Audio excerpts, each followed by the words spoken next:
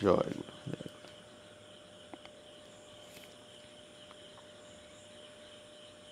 গুরুর ব্রহ্মা গুরুর বিষ্ণু গুরুর্দেব মহেশ্বরা গুরু সাক্ষাৎ পরম ব্রহ্ম তস্मै শ্রী গুরবে নমঃ। অজ্ঞানতিমিরান্ধস্ব জ্ঞানাঞ্জন শলাকয়া চক্ষুरुन्मीलितं येन तस्मै श्री गुरवे नमः। अखण्डमण्डलाकारं व्याप्तं येन चराचरं तत्पदं दर्शितं येन तस्मै श्री गुरवे नमः। ईश्वर गुरुरात्मेति मूर्तिभेद विभागेन व्योमवत् व्याप्त देहाय दक्षिणामूर्तये नमः। जय गुरु।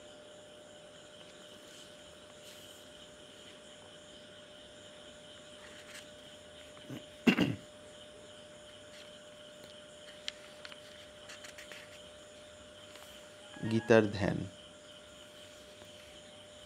ओम पार्थाय प्रतिबोधितां भगवता नारायणेन स्वयं व्यासेन ग्रथितां पुराणमुनिना मध्ये महाभारतम् अद्वैतामृतवर्षिणीं भगवतीमष्टादशाध्यायिनीम् अम्ब तामनुसन्दधामि भगवद्गीते भवद्वेषिणीम्। नमस्तुते व्यास विशाल बुद्धि फुल्लारविन्दायतपत्रनेत्रः येन त्वया भारततैलपूर्णः प्रज्वालितज्ञानमयः प्रदीपः। प्रपन्नपारिजाताय तत्रवित्रैकपाणाय ज्ञानमुद्राय कृष्णाय गीतामृतदुहे नमः। सर्वोपनिषदो गावो दुग्धा गोपालनन्दनः पार्थो वत्सः सुधीर्भोक्ता दुग्धं गीतामृतं महत्। वसुदेवसुतं देवं कंसचाणूरमर्दनं देवकी परमानन्दं कृष्णं वन्दे जगद्गुरुं। भीष्मद्रोणतटा जयद्रथजला गान्धारो नीलोपला शल्यग्राहवती कृपेण वहनी कर्णेन वेलाकुला। अश्वत्थामा विकर्णघोरमकरा दुर्योधनावर्तिनी सोत्तीर्णा खलु पाण्डवैरननदीकैवर्तके केशवे। पराशर्यवचः सरजममलं गीतार्थगन्धोत्कटं नानाख्यानककेशरं हरिकथासम्बोधनाबोधितं। लोके सज्जनषट्पदैरहरः पेपीयमानं मुदा भुवाद् भारतपङ्कजं कलिमलप्रध्वंसिनः श्रेयसे। मूकं करोति वाचालं पङ्गुं लङ्घयते गिरिं यत्कृपातमहं वन्दे परमानन्दमाधवम्। यं ब्रह्मा वरुणेन्द्र रुद्रमरुतः स्तुन्वन्ति दिव्यैः स्तवैः वेदैः साङ्गपदक्रमनिषदैर्गायन्ति यं सामगाः। ध्यानावस्थिततद्गतेन मनसा पश्यन्ति यं योगिनः यस्यान्तं न विदुः सुरासुरगणा देवाय तस्मै नमः।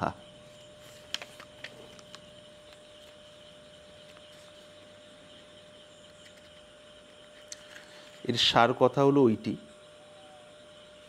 গীতার ধ্যানের প্রথম দিকে। হে জননী ভগবদ্গীতা, আপনি স্বয়ং ভগবান শ্রীকৃষ্ণ কর্তৃক অর্জুনকে কথিতা, প্রাচীন মহর্ষি মহাভারত ব্যাসদেব কর্তৃক মহাভারতের মধ্যে ভীষ্ম পর্বে গ্রথিতা, অষ্টাদশ অধ্যায় রূপিণী অদ্বৈত তত্ত্বরূপ অমৃতবর্ষিণী ও সংসার নাশিনী ভগবতী, আমি আপনার ধ্যান করি।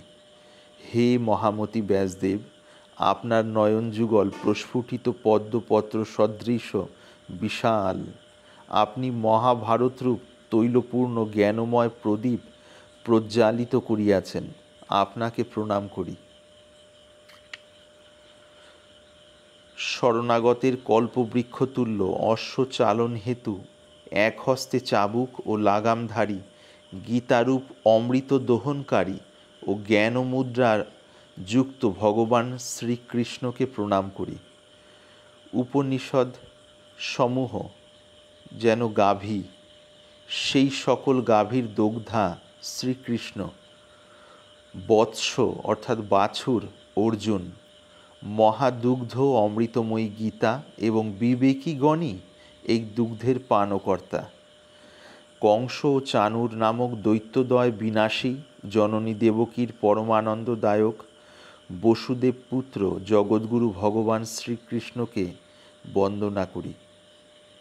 কুরুক্ষেত্র যুদ্ধরূপ যে নদীতে ভীষ্ম দ্রোণরূপ তীরদ্বয়, জয়দ্রথরূপ জল, গান্ধার রাজরূপ নীলপ্রস্তর, শল্যরূপ কুম্ভীর, কৃপরূপ খরস্রোত, কর্ণরূপ উত্তাল তরঙ্গ, অশ্বত্থামা ও বিকর্ণরূপ ভয়ঙ্কর মকরদ্বয় এবং দুর্যোধনরূপ আবর্ত ছিল, ভগবান শ্রীকৃষ্ণ কর্ণধার হওয়ায় পাণ্ডবগণ সেই রণনদী নিশ্চিত রূপে উত্তীর্ণ হইয়াছিলেন। পরাশর পুত্র ব্যাসদেবের বাক্যরূপ সরোবরজাত, হরি কথা প্রসঙ্গ দ্বারা প্রস্ফুটিত, নানা আখ্যানরূপ কেশরযুক্ত যে পদ্মের মধু এই জগতের সজ্জনরূপ ভ্রমরগণ নিত্য পান করেন, কলি কলুষ নাশক গীতারূপ তীব্র সুগন্ধযুক্ত অমল মহাভারতরূপ সেই পদ্ম আমাদের কল্যাণের কারণ হোক। যাহার কৃপায় বাক শক্তিহীন বাগ্মী হয় এবং পঙ্গু গিরি লঙ্ঘন করে, আমি সেই পরমানন্দ স্বরূপ মাধবকে বন্দনা করি।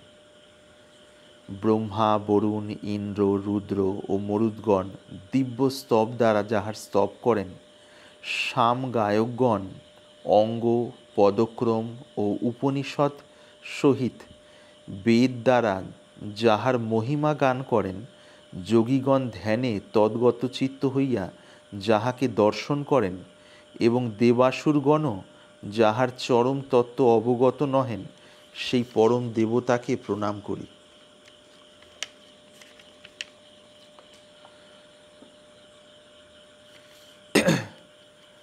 আমরা প্রথম 12টি শ্লোকে যা পেলাম তার সংক্ষিপ্ত সার হলো এইটি।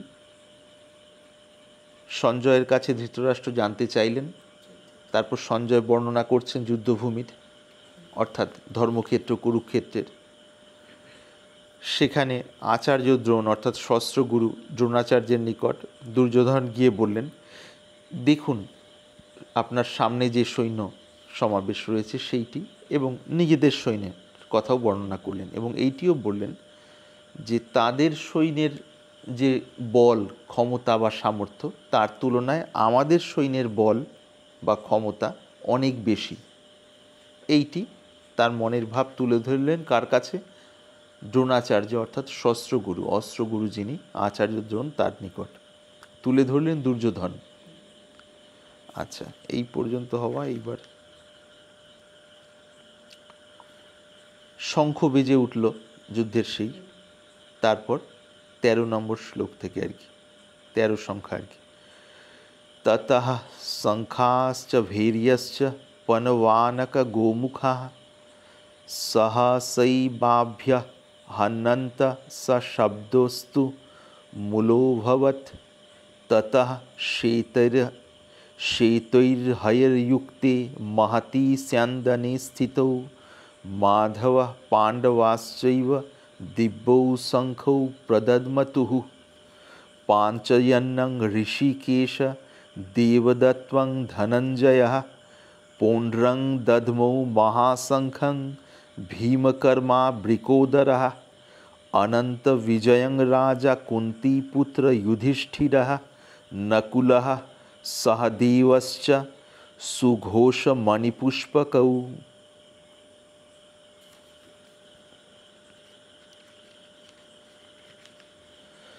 काश्यश्च परमेश्वासः शिखण्डी च महारथः धृष्टद्युम्न विराटश्च सात्यकिश्चापराजितः।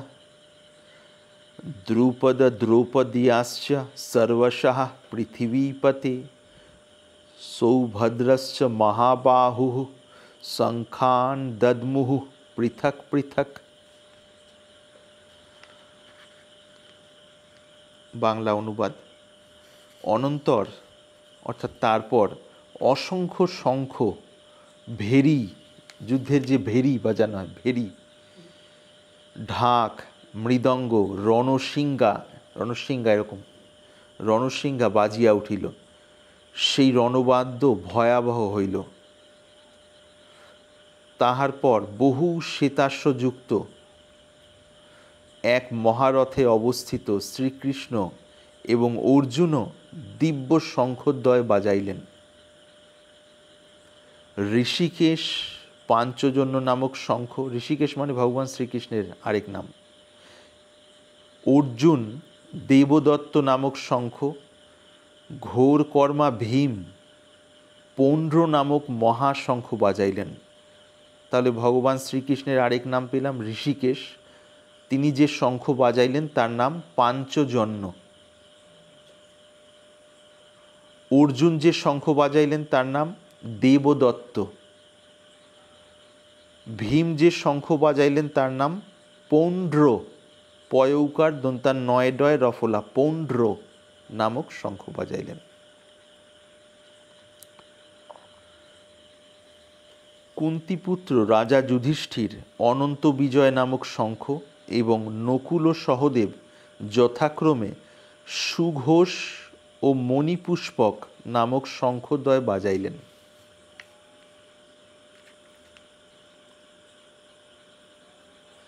হে পৃথিবীপতি ধৃতরাষ্ট্র, মহাধনুর্ধর কাশীরাজ, মহারথ শিখণ্ডী এবং ধৃষ্টদ্যুম্ন, রাজা বিরাট, অপরাজিত সাত্যকী, রাজা দ্রুপদ, দ্রৌপদীর পঞ্চপুত্র এবং মহাবীর অভিমন্যু শঙ্খ পৃথকভাবে বাজাইলেন।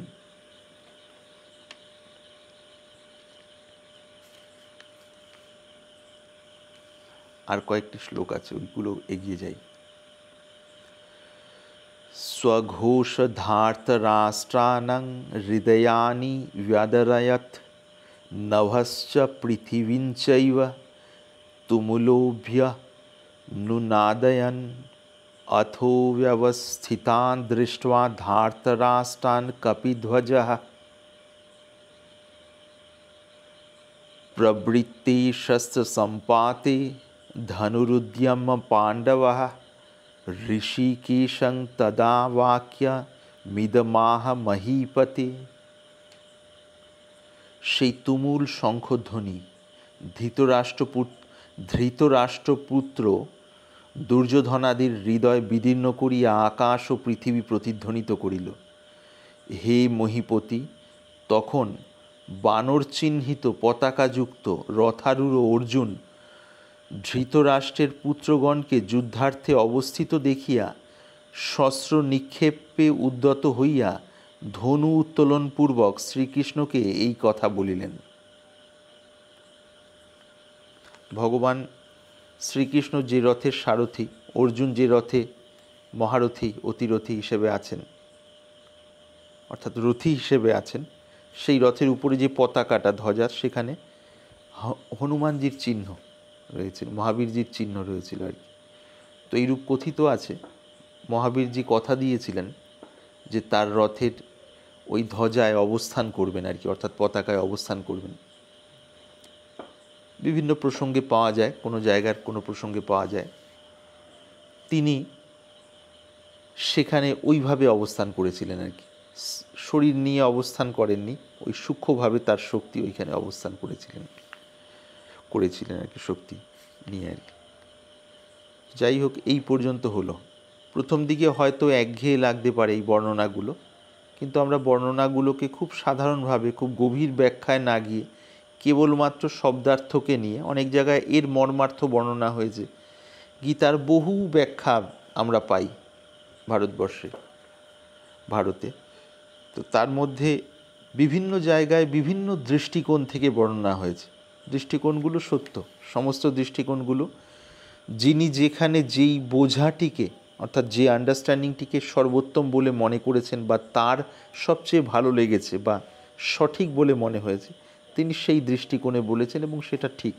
সেই জায়গায় যত রকম দৃষ্টিকোণ হবে তত রকমভাবে চলা ভাবনা আমাদের এগোতে পারবে।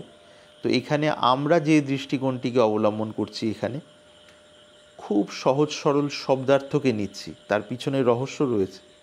এখানে যদি যোগের ব্যাখ্যার মধ্যে ঢুকি সেটা এত গভীর হয়ে যাবে, তখন যারা যারা শুনবেন অফলাইনে বা অনলাইনে হয়তো অনেকেরই সেটা খুব ভার বলে মনে হতে পারে। ভার বলে মনে হলে কি অসুবিধে হবে সাধন ক্ষেত্রে? অসুবিধেটা এইটা হবে, বেশ কয়েকদিন শুনতে শুনতে অনেকেই ওটিকে এড়িয়ে চলতে চাইবেন। অনেকে মানে অনেকের মন চায় সরসতা, রসালো ভাব, আবার কিছু মন চায়, মানে কিছু মানুষের অন্তরের চাহিদা যে বুদ্ধির সূক্ষ্মতা, বিশ্লেষণ ইত্যাদি। এবার সাধারণভাবে যে জায়গায় এই ভিডিওগুলো পৌঁছবে, মানুষ বিভিন্ন চিন্তা ভাবনায় ক্লান্ত, মনের মধ্যে বহু রকম ভার আগে থেকেই রয়ে আছে। তো আমাদের ভাবনা এখানে এইটি যে খুব বেশি কূট ব্যাখ্যার মধ্যে গিয়ে যারা শুনবেন শ্রোতাদের আরও বেশি ভার যেন না বাড়ে, সেই বিষয়ে আমরা সজাগ থাকার চেষ্টা করছি এবং যতদূর সম্ভব কেবলমাত্র শব্দার্থ ধরে এগোচ্ছি। তাহলে কি সবসময় শব্দার্থ হবে? এরপরে যখন সাংখ্যযোগ ইত্যাদির বলে না, সেই ক্ষেত্রে বেশ কিছুটা ছোঁয়া হবে, সময় সময় মতো যতটা গভীরে যাওয়া সম্ভব হয়, অর্থাৎ ঈশ্বরের প্রেরণায় যেমন উচিত হবে সেটাই হওয়ার হবে, সেইভাবে হবে আর কি। তার কারণ আমাদের মূল উদ্দেশ্য উপর উপর পড়ে যাওয়াটাও যেমন উদ্দেশ্য নয়, এবং অকারণ কূট ব্যাখ্যায় মস্তিষ্ককে ভারাক্রান্ত করাও উদ্দেশ্য নয়। যেখানে যেখানে গভীরতার বিষয়গুলো আছে তার ততটাই ছোঁয়া আমরা দেব যতটা আমাদের এখানে ভার বাড়াবে না, অথচ বুঝতে সাহায্য করবে, এ পথে চলতে সাহায্য করবে, অন্তরের সরসতাও নষ্ট করবে না, বরঞ্চ বাড়াবে। আর সর্বোপরি আধ্যাত্মিক পথে চলার উৎসাহটা ঝিমিয়ে পড়বে না, বরঞ্চ উৎসাহটা যেন বাড়ে। সেই কারণে ইচ্ছে করেই খুব বেশি কূট ব্যাখ্যার দিকে যেন না যাই, সেই বিষয়ে প্রথম থেকে একটি সজাগতা আছে। আগামীতে কি হবে ঈশ্বরের ইচ্ছায় যেমন যেমন তিনি নিয়ে যাবেন তেমনভাবে হবে আর কি। আচ্ছা, এটাকে আপাতত মাহাত্ম্যের বিষয়টাতে আসি।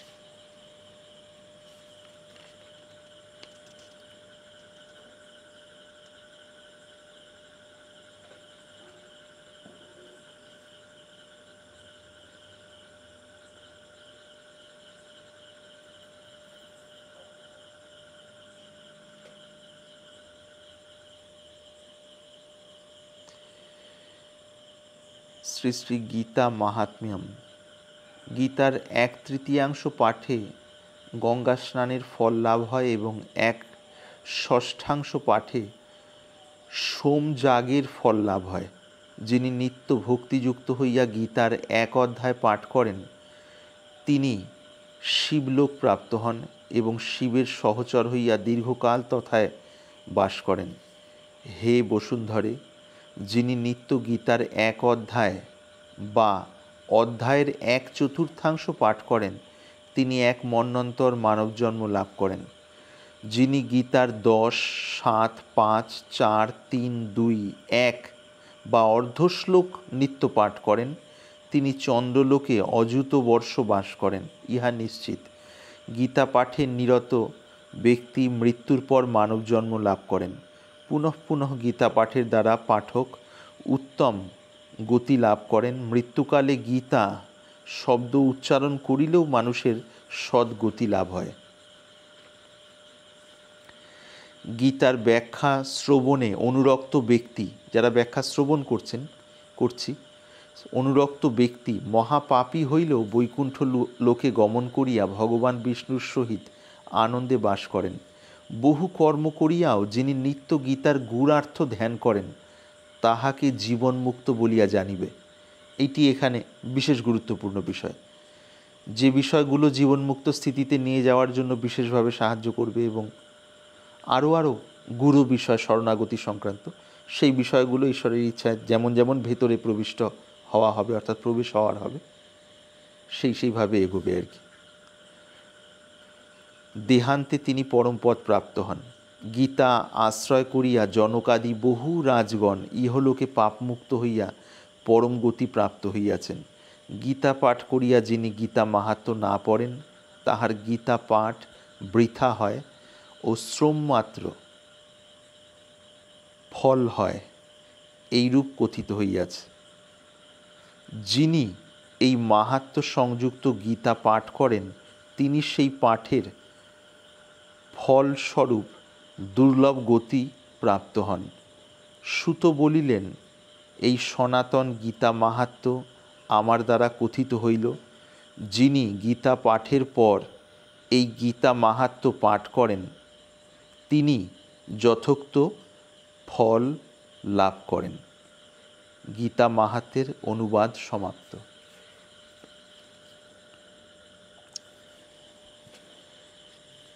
सर्वे भवन्तु सुखिनः, सर्वे सन्तु निरामया, सर्वे भद्राणि पश्यन्तु, मा कश्चित् दुःखभाग् भवेत्।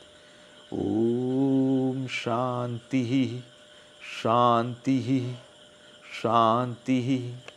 हरि ओम तत्सत। जय गुरु सदानंद महिमा गुरुनाथ।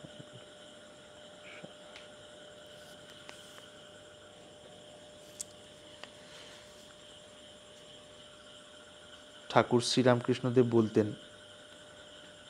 গীতা গীতা গীতা এই শব্দটি যদি উল্টে দেওয়া হয় তাগি, তাগিটাকে উনি ত্যাগী বলে বর্ণনা করেছেন। বলে ত্যাগী, অর্থাৎ গীতার সার কথা হলো ত্যাগ, ত্যাগ এইটি আর কি।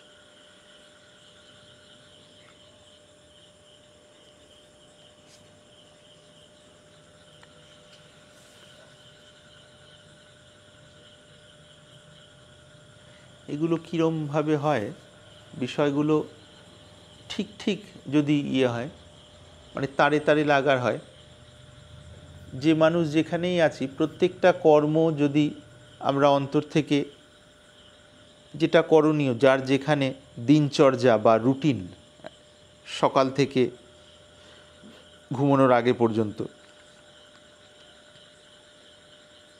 সেইভাবে করা, অবশ্যই সেগুলো শাস্ত্র সমর্থিত এবং আপ্তজন দ্বারা সমর্থিত, শাস্ত্র বাক্য অনুযায়ী এবং আপ্তজন দ্বারা সমর্থিত সেইরূপ দিনচর্যা, মুখ্য গৌণ যেভাবেই হোক, সেগুলোকে সুন্দরভাবে অনুসরণ করা এবং তার ফলাফল কর্ম খুব সুন্দরভাবে করা।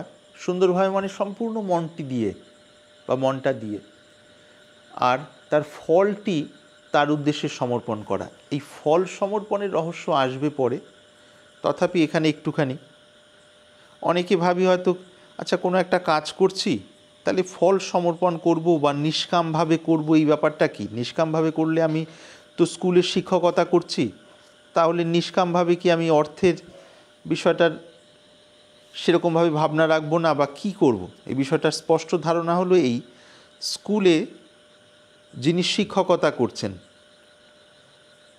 35 মিনিট 40 মিনিট বা যে সময় থাকে নির্দিষ্ট ক্লাস, সেই ক্লাসে পড়ানো হচ্ছে, পড়াতে পড়াতে কেউ হয়তো নিজের যোগ্যতা বা নিজের মনের যতটা আন্তরিকতা আছে সেটাকে সম্পূর্ণ না দিয়ে খানিকটা বাঁচিয়ে রেখে কোনো রকম পড়িয়ে চলে আসলাম, যেন সিলেবাস সম্পূর্ণ করা আর কি। ওই দিনের কে কতটা নিল না নিল সেটা খুব বেশি গুরুত্ব নয়।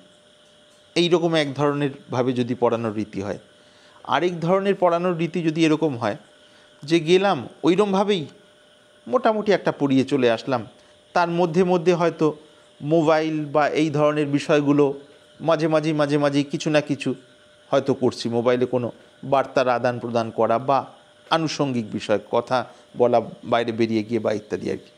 তাহলে দেখা যাচ্ছে ওই ছাত্রদের বা ছাত্রছাত্রীদের যে সময়টা তাদের দেওয়া দরকার, সেখান থেকে আমি সময় কিন্তু চুরি করছি, অর্থাৎ কাটছি। আমাকে ওই সময়টা দেওয়ার জন্য সরকার থেকে বেতন দেওয়া হচ্ছে, খুব জরুরি এমার্জেন্সি হলো, বিশেষ একটি কল না নিলেই নয়, কোনো একটা ভয়ঙ্কর সংকট হতে পারে, সেটি বিশেষ বিষয়। কিন্তু যদি আমাদের অভ্যাসই হয়ে যায় যে পুরো বিষয়টাকে একটা ঢিলেমি হবে আর কি, আমি তো টাকা পাবোই, মাস গেলে ব্যাংকে ঢুকেই যাবে, তাহলে এটা একটা মোটামুটি সময় কাটানোর মতো। এই যে মানসিকতা, এটা চিত্তকে অশুদ্ধ করে আর কি, চিত্তকে শুদ্ধ করে না। নিয়ত যে প্রত্যেকটা কাজ কর্ম ঠিকভাবে করা এবং ফল সমর্পণের ফলে যে আন্তরিক লাভ হলো চিত্তশুদ্ধি, সেটি আর হয় না আর কি। বরঞ্চ এইগুলো করার ফলে চিত্তের অশুদ্ধি বাড়তে থাকে। অশুদ্ধি বাড়লে এখানে কষ্ট, তো সেই কষ্ট নিয়ে আমি যদি জপ ধ্যান করি যে কোনো প্রণালীতে, সে ব্যাপারটা ওই রকম হবে যে সূঁচ হারিয়েছে ঘরের কোনো জায়গায় অল্প আলোতে, আমি খুঁজছি রাস্তায় বড় আলোর নিচে গিয়ে, অর্থাৎ কোনো দিনই পাবো না আর কি। এই কারণে আমাদের আধ্যাত্মিক যাত্রা, বেশিরভাগ সময় আধ্যাত্মিক পথে চলাটি মানে বাস্তব রূপে হয় না আর কি, একটা ভাষা ভাষা উপর খাপছাড়া খাপছাড়া হয়। সেই জন্য আশানুরূপ ফল আমরা পাই না, আশানুরূপ যে ফল আমাদের পাওয়ার দরকার সেটা পাই না। একজন আমাকে উচ্চারণের দুটো ভুল ধরিয়ে দিয়েছেন বিশেষভাবে। ইন্দ্রনীল ভৌমিক খুব সম্ভব নাম।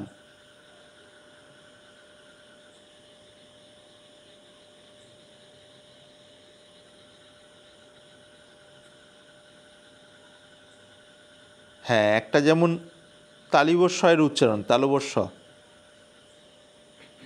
আরেকটা হলো ফ। এই ফ বলতে গেলে দুটো ওষ্ঠ, অধরোষ্ঠ দুটো স্পর্শ হচ্ছে, এটা সঠিক উচ্চারণ। আর যদি এরম করি উচ্চারণ ফ, দুটো স্পর্শ হলো না, এটা অশুদ্ধ উচ্চারণ আর কি, আগেরটি শুদ্ধ আর কি। তো এই অশুদ্ধটাই বেশিরভাগ হচ্ছে, যখন যখন মনে পড়ছে ঠিক করার চেষ্টা করছি আর কি। এর আগেও ঠিক করে দিয়েছিলেন, আবার গত 2-1 দিন আগে বললেন ফয়ের ব্যাপারটা, ফ এই বিষয়টি আর কি। তো এই পুরনো অভ্যাসে ভুলটা হচ্ছে, যখন যখন খেয়াল থাকছে শুধরানোর চেষ্টা করছি আর কি। তো ওইখানে বিষয়টি হলো, ওইখানে যিনি কর্মযোগী হবেন গৃহস্থ জীবনে, তিনি ওই যে 35 মিনিট পেলেন, ওই 35 মিনিট নিজের হৃদয় দিয়ে তার যতটুকু যোগ্যতা আছে, অভিজ্ঞতা আছে, পুঁথিগত জ্ঞান এবং অভিজ্ঞতা, সার্বিক যে বিষয়টা, সেটাকে উজাড় করে দেওয়ার চেষ্টা করবেন ওখানে যে ছাত্রছাত্রীরা আছে তাদের উদ্দেশ্যে। এবার ওদের মধ্যে থেকে কে কতটা নিতে পারছে, সেটা তাদের যে যন্ত্র, এই দেহ যন্ত্র বা দেহ মন নিয়ে যে একটা সার্বিক যে যন্ত্রের, সেটা তাদের উপর নির্ভর করবে নিঃসন্দেহে আর কি। সেখানেও বিশেষভাবে যদি করা যায়, সেখানেও বেশ খানিকটা অদল বদল হতে পারে এবং হয়, দেখা যায় আর কি, অনেকটাই। তাহলে যখনই সম্পূর্ণ মন থেকে ওটা করা হবে, ওই পড়ানোর বিষয়টা করা হবে, পড়ানো হলো, পড়ানোর শেষে অন্তরে অন্তরে যে তুমি যে সামর্থ্য দিয়েছিলে সেই সামর্থ্য অনুযায়ী যতটুকু হলো ভুল ত্রুটি আমারই, বাকি ফলাফল যা কিছু ভালো সবই তোমার, এই ভাবটি, এটি ভক্তি পথ অনুযায়ী বলছি, বা সমস্ত দিকেই করা যায়। যখনই অন্তর থেকে এই ভাবটি করে সেই ফলটি সমর্পণ করলাম, আমি তো মাস গেলে বেতন এমনিতেই পাবো, বেতনের জায়গায় পেলাম, মনের অশুদ্ধি বাড়লো না, যে বিবেক অনুযায়ী কাজ না করে আমি যে ফাঁকি দিচ্ছিলাম, গৌণভাবে ফাঁকি দিচ্ছিলাম, সেই কারণে যে অশুদ্ধি বাড়ছিল, আবরণ বাড়ছিল আত্মার উপরে, সেটাও বাড়লো না, আত্মতত্ত্বের উপরে আবরণ অজ্ঞানের, সেই জন্য অনুভূতি হয় না, সেটাও বাড়লো না, বরঞ্চ পুরনো আবরণ আস্তে আস্তে সরতে শুরু করলো আর কি, আবরণের অপসারণ, সরে যাওয়া আর কি। যত যত সরে যাবে তত তত এখানের যে তরতাজা বা যেটা ফ্রেশ ভাব, সেটা ফুটে উঠবে আর কি। এই হলো মূল।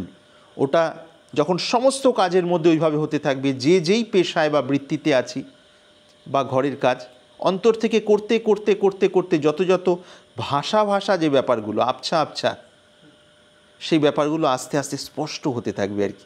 কাজের মধ্যেও আস্তে আস্তে মনটা সুন্দরভাবে লাগতে থাকবে, কাজ করাটাই একটা আনন্দের হয়ে যাবে, ওটাই ধ্যানে পর্যবসিত হবে, এক সময় ধ্যানে রূপান্তরিত হয়ে যাবে, আর কর্মমল দূরীভূত হতে থাকবে। এই যে কাজ করার কথা বারবার বলা হচ্ছে না বিভিন্ন সময়, যা কিছুই কাজকর্ম, কাজ করতে করতে আবার হঠাৎ একের সাথে আরেকজনের প্রতিযোগিতা শুরু হয়ে গেল। শিক্ষকদের মধ্যেই যদি ধরি, প্রতিযোগিতা একে অপরের স্থূল হিংসার স্তরে না এনে আমার মধ্যে যা প্রতিভা তিনি দিয়েছেন, এখন পর্যন্ত যা সংগৃহীত হয়েছে, সেটিকে আমি কতটা উজাড় করে দিতে পারছি, এই ভাবটা যদি থাকে তাহলে আমার শুদ্ধি বাড়বে। আর যদি সেই ভাবটা না বাড়িয়ে যেমন তেমন করে একটা প্রকাশ, অথচ পাশের মানুষটির সঙ্গে প্রতিযোগিতা করছি, তিনি কেন বেশি সম্মান পাচ্ছেন, তাহলে মনের অশুদ্ধি বাড়বে এবং অশান্তি তো বাড়বেই। অশুদ্ধি সমান সমান অশান্তি, শুদ্ধি সমান সমান শান্তি, এইটি আর কি।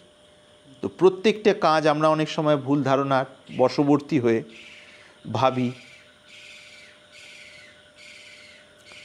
যে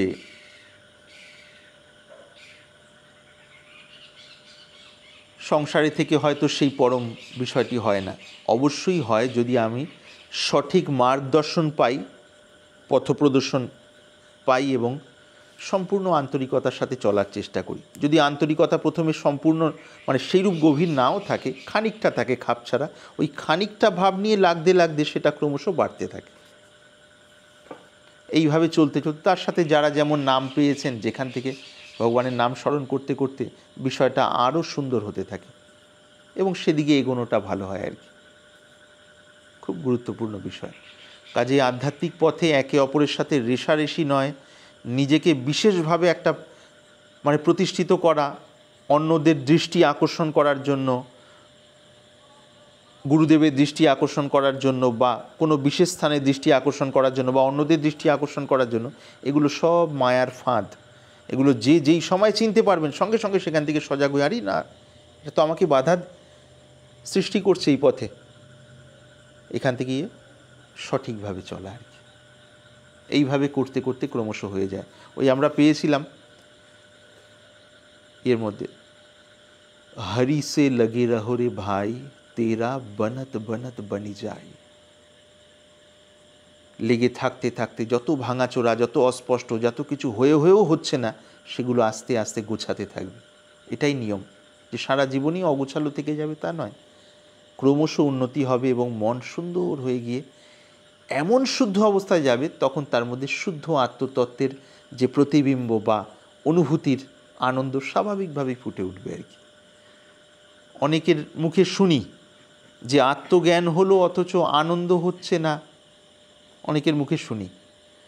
তাদের উদ্দেশ্যে এইটি বক্তব্য, বেশিরভাগ ক্ষেত্রে বুঝতে হবে এই আত্মজ্ঞান বইপত্র পড়ে সাক্ষী বা দ্রষ্টা ভাবের যে নিশ্চয় করা বুদ্ধির মাধ্যমে, এইটিকে তারা আত্মজ্ঞান বলে মনে করছেন, অথবা সচ্চিদানন্দ এবং অস্তিভাতি প্রিয়, এই যে বেদান্তের শব্দ, তার অর্থ বুঝে উপাধিকে বৌদ্ধিকভাবে বাধিত করার ফলে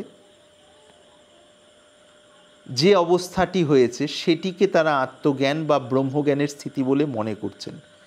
কিন্তু বেশিরভাগ সময় এই যে প্রক্রিয়াটি ফলপ্রসূ হওয়ার জন্য মনের যে স্তরের শুদ্ধি দরকার, শুদ্ধ অবস্থা দরকার, সেই প্রক্রিয়াটি যেন ফুটে ওঠে, সেইটি না হওয়ার কারণে এগুলো কেবলমাত্র বৌদ্ধিক বুঝে নেওয়া হয়, আসলে আত্মানন্দের কোনো ছোঁয়া পাওয়া যায় না। ছোঁয়া না পাওয়ার ফলই হলো মনের মধ্যে সেইরূপ আনন্দের প্রকাশ হবে না, সচ্চিদানন্দের প্রকাশ হবে না, বরঞ্চ বৌদ্ধিক একটা আন্ডারস্ট্যান্ডিংয়ের ভার বহন করে থাকার কারণে অহংটা নতুনভাবে পুষ্ট হওয়ার আরেকটা খোরাক পাবে, আর তাতে করে অন্যের সাথে ভেতরে ভেতরে সূক্ষ্মাতি সূক্ষ্ম স্তরে রেষারেষি, সেই ফিল্ডের বেশিরভাগ তাদের সাথেই রেষারেষি হয়, সেটার কারণে অন্তরের শান্তিটি আরও বেশি নষ্ট হয়ে যাবে।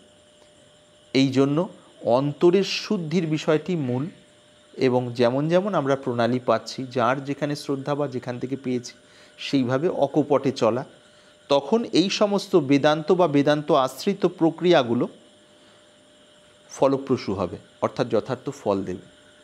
না হলে আশানুরূপ ফল কখনোই দেয় না। এইটি হলো এই বিষয়ে বিশেষ গুরুত্বপূর্ণ বিষয়। জয়।